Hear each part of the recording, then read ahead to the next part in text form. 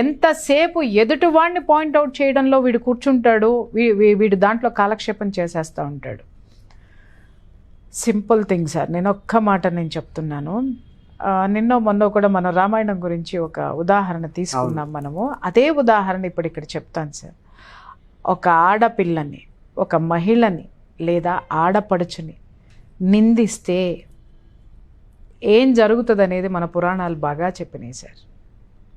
Okay, అలాగే క్యారెక్టరైజేషన్కి వచ్చేసరికి సీతాదేవిని అవమానించినటువంటి రాజ్యంలో ఆవిడ ఆ రాజ్యం వదిలిపెట్టి మనస్తాపంతో రాముడు పంపించేసిన తర్వాత ఆవిడ లేని రాజ్యం ఎలా అయింది సార్? రాముడు అశ్వమేధ యాగం ఎందుకు చేశాడు సార్? కరువు కాటకాలు వచ్చి రాజ్యంలో క్షామం తాండవించింది. ఆడదాని ఉసురు అంత భయంకరంగా ఉంటుంది, అంత భయంకరంగా ఉంటుంది.